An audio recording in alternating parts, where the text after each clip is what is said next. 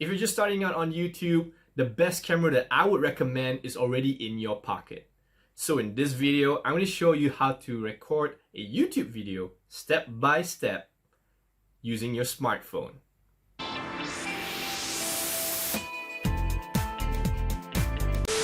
Hey guys, Adam here from Hustle Savvy, helping you grow your audience online and build a business around your skills and passion.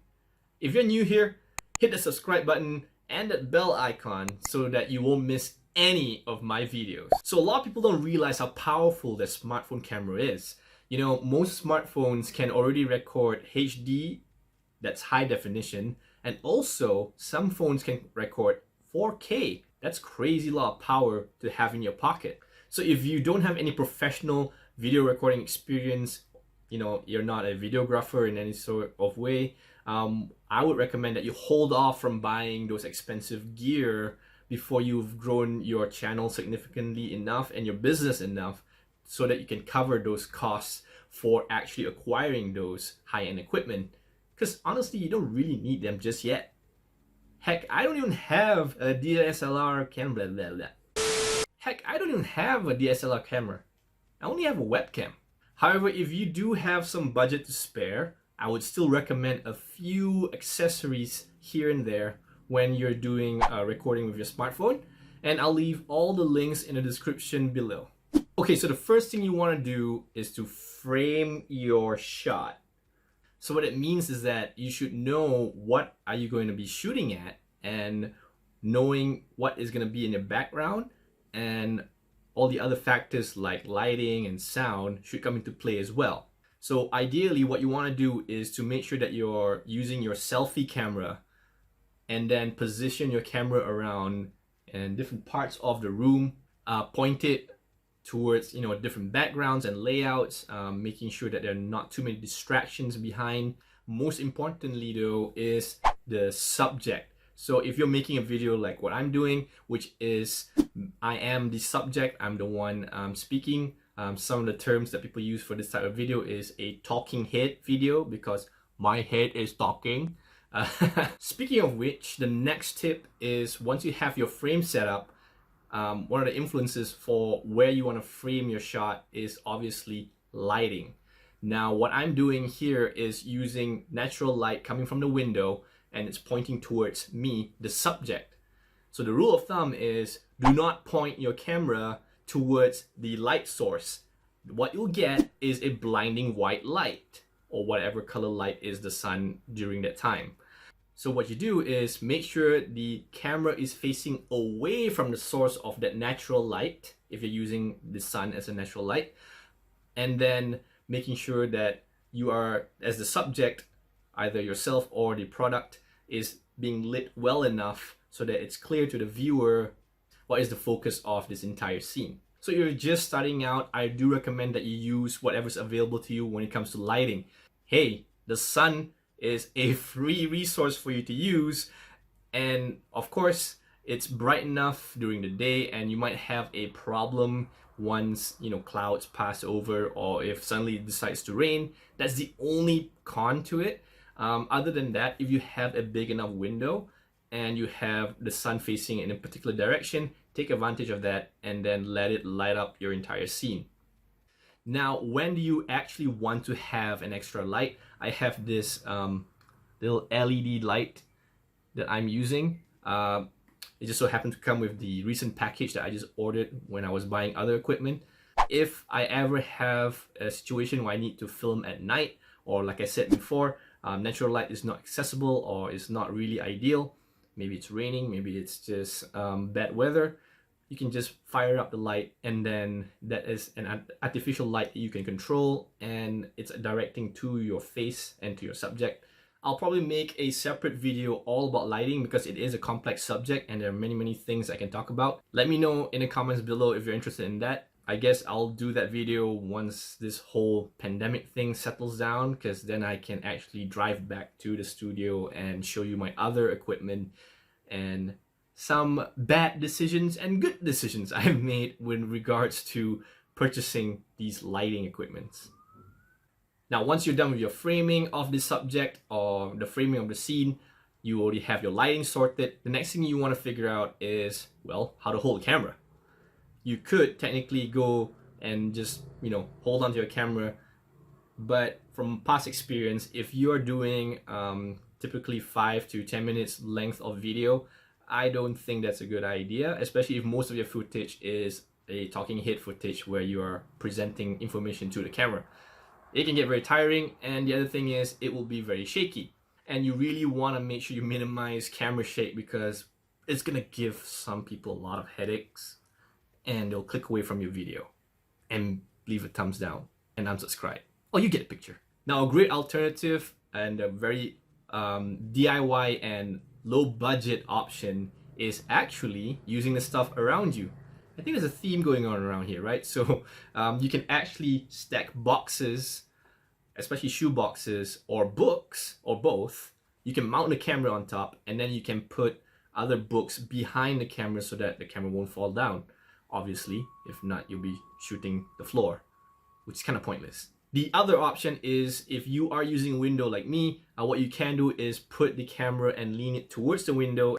Now, alternatively, if you have a budget, you can get a tripod to hold your camera. Now, for me, I actually got a tripod that is quite generic. I don't even know the name of the brand, but I'll, again, put the link in the description below so you can have a look.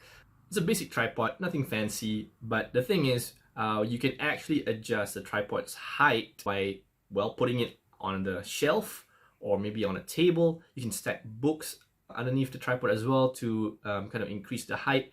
Now, you usually want your camera to be the same height, roughly around your eye level. The other solution that I have is that I actually got a bit too creative, and I started to put my tripod on the window grill to kind of fix it there.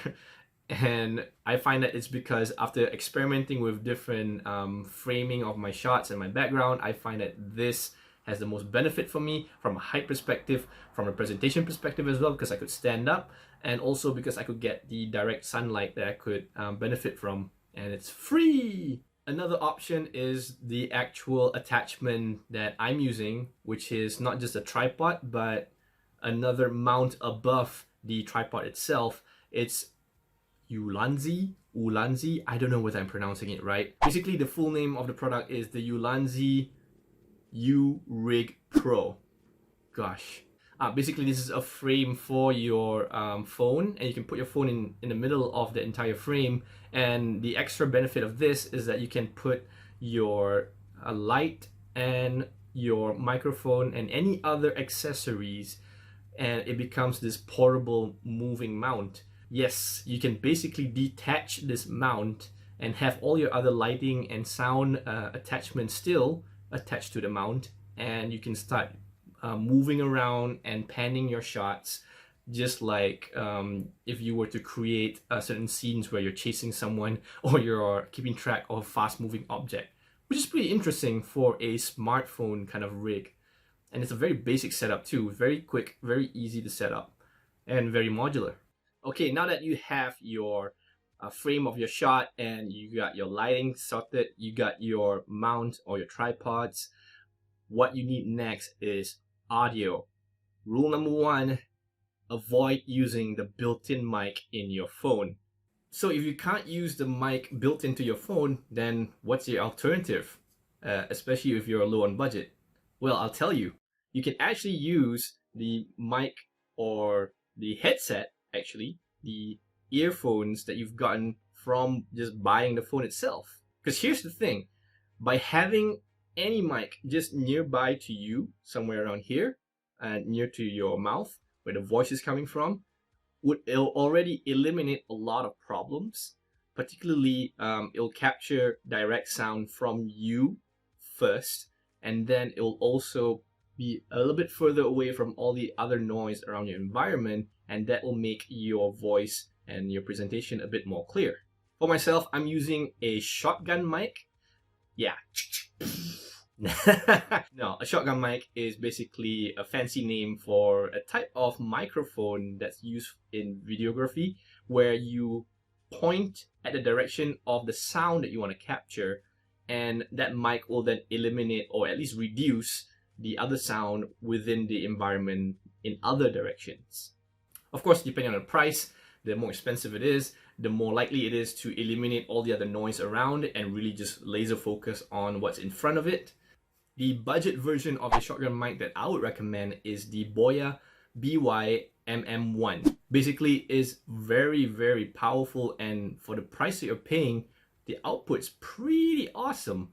And in fact, a lot of my videos have been captured using this shotgun mic. Just a disclaimer, all the links to the products, they're actually affiliate links. So I'll get a small commission for every time someone purchases any of these items from the link that I provide. So this concept of earning commissions to recommending someone else's product is called affiliate marketing. I've made a separate video about this topic, and you should check it out if you want to do the same thing for your YouTube channel.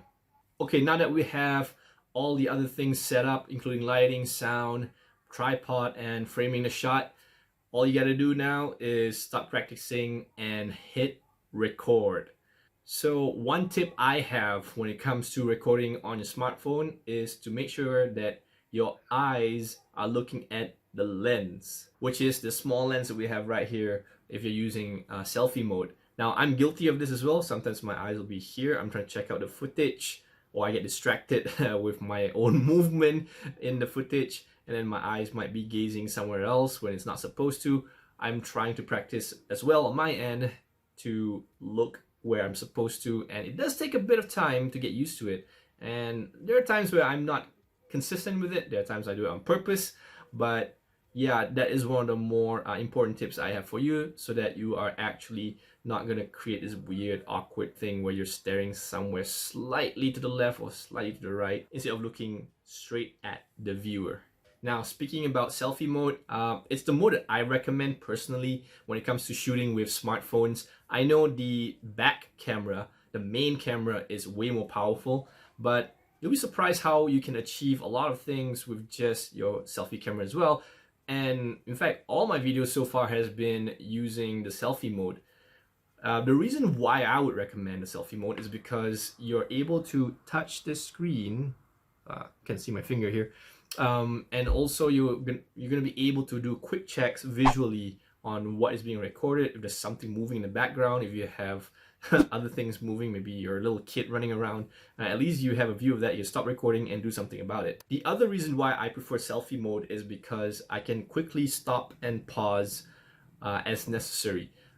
You can always program the other parts of your phone buttons to do the same thing. I think the volume button, that one you can press and it will stop recording or start recording. But you know, in this particular scenario, as much as I love physical buttons, this is when an actual touchscreen button is better. And finally, the tip about recording is do a trial run first before you do your full-on recording. Now, I'll make more videos about recording videos. That's very meta. Videos about recording more videos.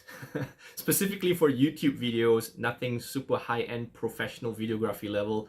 If you want those kind of high-quality video tricks and all the shininess, check out other channels. This channel is about practicality. It's about empowering people like you and me with just the basic necessities of producing, you know, good quality YouTube videos. Everything from the type of techniques I have when it comes to preparation before the video, batch production, which is a particularly powerful strategy to make things more efficient. You record a lot of things at once, a little bit on scripting and what kind of things you're supposed to say in a video to make it more effective. All those kind of topics will be there in my future videos. And so because of all this value I'm bringing, I hope that you would spend some time to hit that like button. Just smash it, smash that like button, and that will appease the YouTube algorithm to promote my video to more people who are just as interested as you are with regards to this topic. In fact, if you find this video super duper helpful, I'll appreciate it if you would share it with other people who would benefit from it. That way we can have more people creating YouTube channels and, you know, promoting skills and passions that they are really into. And this will create a thriving community, which is great. All right, question of the day. What's stopping you from recording YouTube videos from your smartphone? So I read all the comments, and from the feedback I can figure out what kind of videos I should make in the future. That way, help me to help you back. Yeah. Stay safe, everyone. Thanks for watching till the end, and I'll see you in the next video. Bye-bye.